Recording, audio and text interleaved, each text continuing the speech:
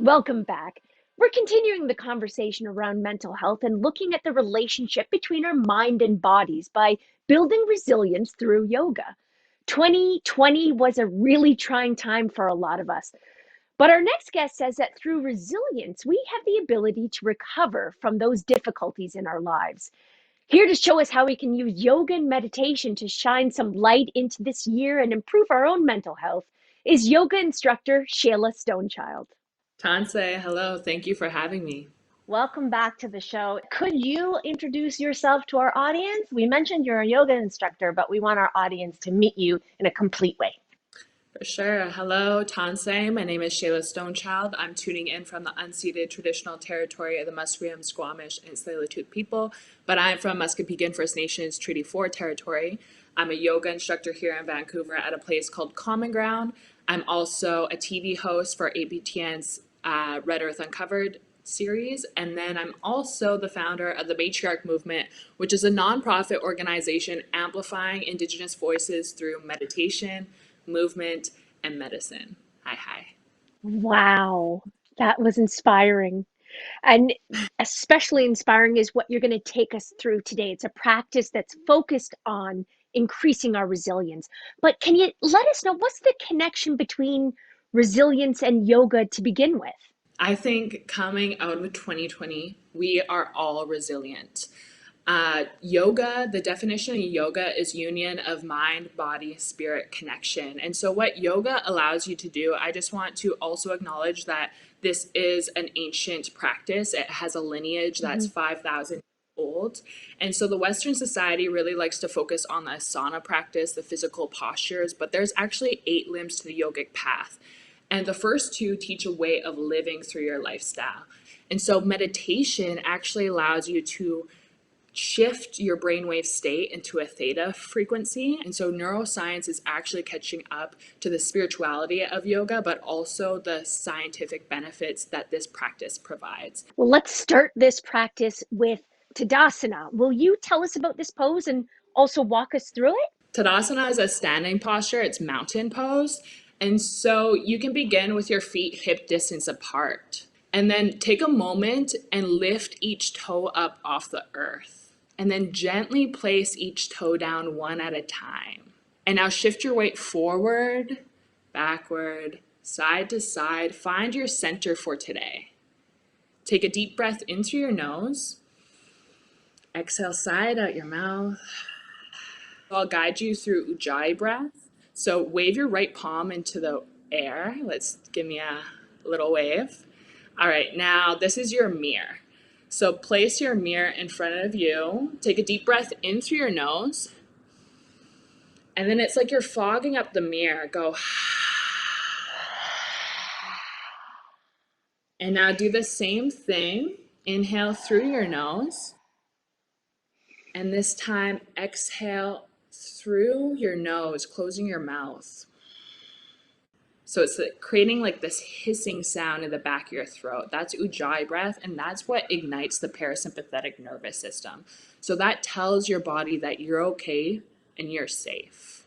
I mean, I'm still back at the lifting up the toes and putting them down. That felt so good. Like, I don't know why I I don't do know, that Lainey. more. Every day. Why don't we start the day like that? Hey, Shayla. Okay, so thank you for that beginning. And now I think we're going to move into sun salutation pose. Sun salutation, what a lot of people don't understand is sun salutation is good for your whole body. It's good to increase flexibility. It's good for stability. It's good for detoxing and cleansing. But also, sun salutations allow you to create an intention or a dedication for your day. So I invite you to create an intention right now. So coming back into your Tadasana pose, bringing your hands to your heart. What do you want to cultivate today and bring into your life? Breathe into that intention and exhale through the Ujjayi. So inhale your arms up overhead, big morning stretch. Exhale, fold forward. Inhale, halfway lift, palms to your shins. Exhale, bow forward. Placing your palms to the earth, step back into plank pose.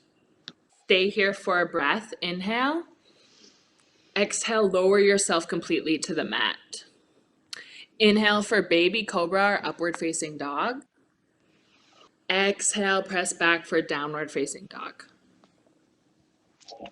And now here you can walk out your dog. You can find stillness. And when you're ready, inhale, lift your heels. Exhale, bend your knees, look forward, and hop, step, or jump to the front of your mat. Inhale, halfway lift, palms to your shins. Exhale, bow forward.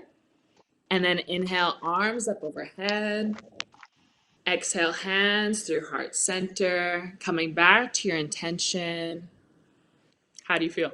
I feel really good. Lainey, how do you feel? I feel really good. I mean, I just generally think that we're spending so much time sitting down that the Yeah. stretching it releases a physiological response, and I think that physiological response then has an emotional response. Exactly. And you are igniting through the breath, you're igniting the parasympathetic nervous system. And so our society likes to run on fight or flight. We're usually always in a state of survival.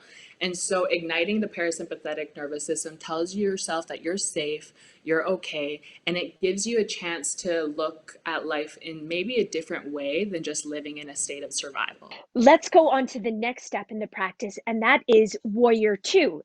Totally. So standing in Tadasana, so back on the top of your mat, firmly press your left foot into the earth. So setting up your foundation. When you're ready, inhale, lift your right knee up towards your chest. And then on the exhale, step it back for a high lunge. Spin your back heel so it's parallel to the short edge of your mat. And now I like to turn my toes into like a 45. I think it just gives me more stability. And you want to make sure that your front heel and your back heel are almost in alignment, like you're drawing a line on the earth. And ready, you already have your arms in a V shape. So take a deep breath in and then lunge further into your front leg. Yeah, really bend your knee. This is warrior two. And I like to think of myself drawing energy up from the earth. So it's like you're energetically hugging your thighs together. Yeah. And then again, creating space. Yeah, there you go. Take another deep breath in. Lunge a little bit deeper, looking over your palm, coming back to your intention. What are you here today to cultivate? Breathing into that intention. And exhale, just softening here. Well, I must admit, sometimes I find it a bit tricky to remember the breathing. Like I find like I'm holding my breath. Any tips Mm-hmm. for that?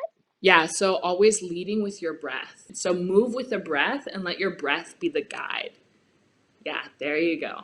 There you go. So, Shayla, as you know, not all bodies are the same. That means that not all bodies are able to participate in some of the poses that we've been doing today. So, is there a technique or a tool for everyone to be able to find resilience in their day? Totally. And so I think it's back to knowing that there's 8 limbs to the yoga practice, and asana, the physical posture, is just one. So if you can breathe, you can do yoga. You can also, yoga is meditation and movement. So you can also, anyone can meditate. There's also chair yoga. You can also practice meditation anytime because yoga really is meditation and movement. Let's go through the final step, which is Shavasana.